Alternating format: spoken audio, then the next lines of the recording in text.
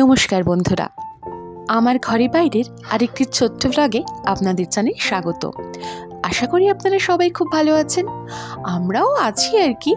Actually আমার মেয়ে মিঠি, ওর শরীরটা একটু খারাপ, ওয়েদার চেঞ্জে যা হয় আর কি, তাই জন্য ওকে নিয়ে আজকে আমরা বরানগরে যাচ্ছি মিঠিকে ডক্টর দেখাতে। যাওয়ার পথেই আমাদের বাড়ির সামনে গ্র্যান্ড ট্রেড ফেয়ার বসেছে নিউ টাউনের মেলার মাঠে। হরেক রকমের পসরা সাজিয়ে, দেশ বিদেশের পসরা সাজিয়ে আমাদের এই গ্র্যান্ড ট্রেড ফেয়ারটি এখানে বসেছে।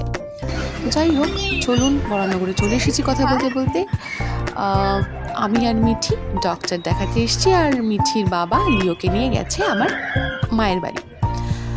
তো মিঠির একটু ফুচকা খেতে ইচ্ছা হলো, তোর বাবাকে লুকিয়ে একটু ফুচকা খাইয়েই দিলাম মিঠিকে। আর এই যে ডক্টরের চেম্বার।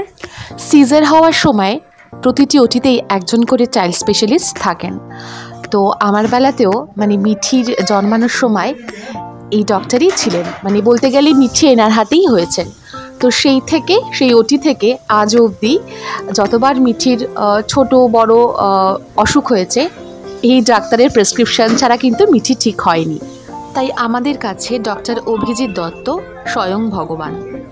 ডক্টর দেখিয়ে আমরা আবার এখানে একটু এসেছি কাবাব খেতে। যখনই আমরা ডক্টর দেখাতে আসি তো এখান থেকে আমরা কাবাব খাই। কাবাবের ফটো দেখাতে পারিনি, তার আগেই খেয়ে ফেলেছে মিঠি। এই যে কাবাবের দোকানটি, সিথির মোড়ের ঠিক সামনে কাবাবের দোকান। আর এই কোন একটি দলের মিছিল যাচ্ছে, তো প্রচুর ভিড় ছিল রাস্তায়, প্রচুর জ্যাম হয়ে গেছিল। যাই হোক, তো কাবাব টাবাব খেয়ে তারপর এখন আমরা যাব একটু মায়ের কাছে একটু টাইম স্পেন্ড করে তারপর আমরা রাতের দিকে বেরিয়ে পড়বো নিউ টাউনে।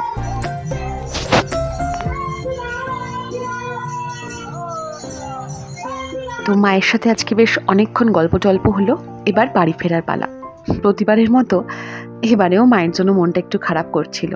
যাই হোক, কি আর করা যাবে। তাহলে আজকের মতো আমার ব্লগটা এখানেই শেষ করছি। আমার ভিডিওটা যদি আপনাদের ভালো লেগে থাকে তাহলে অবশ্যই লাইক, কমেন্ট, সাবস্ক্রাইব করতে কিন্তু ভুলবেন না। ঠিক আছে, আজকের মতো আসি। সবাই খুব ভালো থাকুন, আনন্দে থাকুন। টাটা।